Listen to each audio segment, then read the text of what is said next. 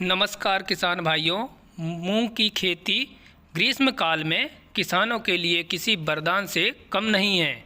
आपके इस टाइम में खेत खाली होने वाले हैं, जैसे कि आलू के खेत खाली होने वाले हैं और गेहूं के खेत खाली होने वाले हैं, या कि राई के खेत खाली होने वाले हैं, या फिर अपने लहसुन के खेत खाली होने वाले हैं, या फिर खाली हो चुके हैं। तो जल्दी से जल्दी आप ग्रीष्म काल की गर्मी की बुआई कर दीजिए। ग्रीष्म काल की मूंग की ऐसी फसल है जो मात्र 60 दिन में बहुत अच्छा उत्पादन दे करके जाती है और किसान भाई बहुत अच्छा फ़ायदा उठाते हैं। दूसरी तरफ इस फसल की एक और खूबसूरती यह होती है किसान भाइयों कि हमारे खेत की उर्वरक शक्ति घटती नहीं है, बल्कि उर्वरक शक्ति बढ़ती है और खेत की उर्वरक शक्ति और अच्छे से बढ़ जाती है। और जब यह फसल कट जाती है तो बड़ी आसानी से दूसरी फसल आप लगा सकते हैं, जैसे कि धान की फसल हो या फिर कोई और फसल हो आप लगा सकते हैं। इसकी मूंग की जो उर्वरक शक्ति है वो अपन को धान में ज़्यादा देखने को मिलती है और खाद के रूप में वह बहुत अच्छा काम करती है।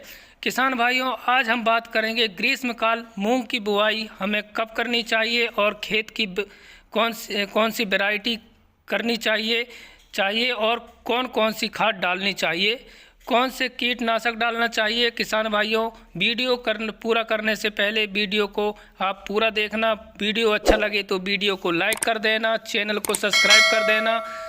किसान भाइयों, सबसे पहले हम बात करेंगे मूंग की बुआई हमें किस समय पर और करनी चाहिए।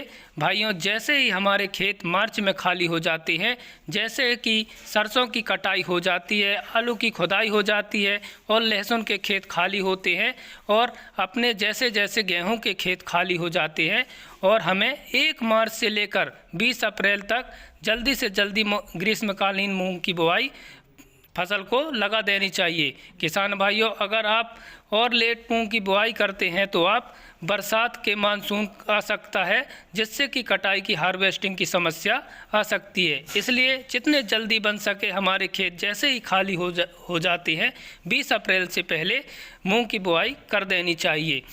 यह टाइम सबसे अच्छा होता है मार्च के मूंग की बुआई करने का। मूंग बहुत अच्छी पैदावार देखने को मिलता है।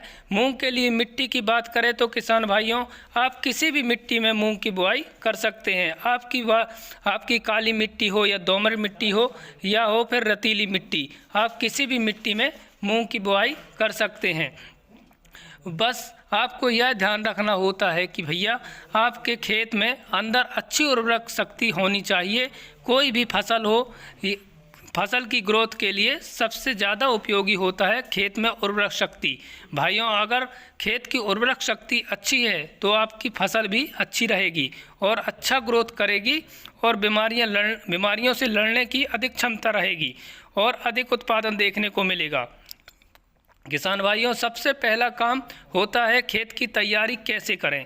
भाइयों, आपने जो भी खेत में लगा रखा है, जैसे कि आप सरसों की बुआई कर रखी है या फिर गेहूं की बुआई कर रखी है और आपकी मूंग की बुआई करने जा रहे हैं, तो ऐसे खेत के लिए अंदर फसल के अवशेष बहुत ज़्यादा होते हैं, जैसे कि गेहूं और राई में अधिक अवशेष देखने को मिलते हैं। तो आपको भाइयों कम से कम 2 बार मिट्टी को अच्छे से जुताई कर देना है और गहरी जुताई करना है। साथ साथ आपको रोटोवेटर भी चला देना है, जिससे कि मिट्टी अच्छी तरह से भुरभुरी हो जाए और मिट्टी बारीक हो जाए, ताकि जितने भी मिट्टी के फसल के जो अवशेष होते हैं वह मिट्टी से अच्छी तरह से दब जाए, जिससे कि वो मिट्टी में मिल जाए और नुकसान की जगह फ़ायदा देखने को मिले। इसलिए आपकी फसल की ग्रोथ के लिए सबसे ज़्यादा ज़रूरत होती है वह होती है अच्छे से जुताई करना, खेत के अच्छे से बनाना। हमारा यह अधिकतर 2 प्रकार की, यहाँ भारत देश में 2 प्रकार की बुआई की जाती है, जिससे पास पर्याप्त समय होता है और पर्याप्त पानी होता है, तो वह खेत का पलेवा करके खेत में मूंग की बुआई करते हैं और दूसरी सूखी मूंग की बुआई करते हैं और ऊपर से सिंचाई करके मूंग की बुआई की जाती है। लेकिन जहाँ तक हो सके तो आपके पास पर्याप्त समय और पर्याप्त पानी है तो आप पलेवा करके मूंग की बुआई करें। अगर पलेवा करने के बाद मूंग की बुआई करते हैं तो आपको पैराडोन कंपनी का या फिर किसी भी कंपनी का खरपतवार नाशक आता है, आपको छिड़काव करा देना है, दीजिए और फिर आप जुताई करा दीजिए, जिससे खरपतवार देखने को नहीं मिलेगा। फिर बुआई कराएं मूंग की। अगर आप दूसरी सूखी बुआई कराते हैं तो बिना पलेवा कराए के आप 2 बार अच्छे से जुताई करा दें। बाद में रोटोवेटर से चलाने के बाद आप दवाई का स्प्रे करा दीजिए। आपको इसके बाद आप मूंग में पानी चलाएं, जिससे कि आगे चलकर खरपतवार न देखने को मिले। आपको 1000 प्रति एकड़ के हिसाब से छिड़काव कराना है। किसान भाइयों, मूंग की बुआई करते समय इस बेशक डोज का लगभग आपको, जैसे खाद की बात करें तो बेशक डोज में आपको 50 किलो सिंगल सुपर फास्फेट का प्रयोग करना है और 15 से 20 किलो लगभग आपको DAP का प्रयोग करना है और 20 से 25 किलोग्राम लगभग पोटास का प्रयोग कर सकते हैं। और 10 किलो प्रति एकड़ के हिसाब से आपको सल्फर लेनी है, दाल वाली सल्फर बेशक डोज में आपको मिला लेना है। और रही बात यूरिया की, तो मूंग में ज़्यादा यूरिया की आवश्यकता तो नहीं होती है। इन सभी बेशक डोज को आपको छिड़काव करा देना है। अब बात करते हैं मूंग की वैरायटी के ऊपर। किसान भाइयों, हमको जितना अच्छा उत्पादन देखने को मिलेगा और हमको कौन सी वैरायटी लगानी चाहिए, जितनी अच्छी वैरायटी लगाएंगे उतना अच्छा आपको उत्पादन देखने को मिलेगा। तो आइए हम बात करते हैं खेत में हमको कौन सी अच्छी वैरायटी लगाएं जिससे अधिक से अधिक उत्पादन देखने को मिले। वह पहली वैरायटी होती है किसान भाइयों बंसी गोल्ड वैरायटी। इस वैरायटी का उत्पादन बहुत अच्छा देखने को मिलता है और सबसे ज़्यादा किसानों की चहेती मूंग है, इसको आप लगा सकते हैं। दूसरी वैरायटी होती है सम्राट 139 वैरायटी। बहुत अच्छा उत्पादन इसमें भी देखने को मिलता है, आप इसको भी लगा सकते हैं। तीसरी वैरायटी होती है किसान भाइयों 139 वैरायटी, जो बहुत अच्छी वैरायटी होती है।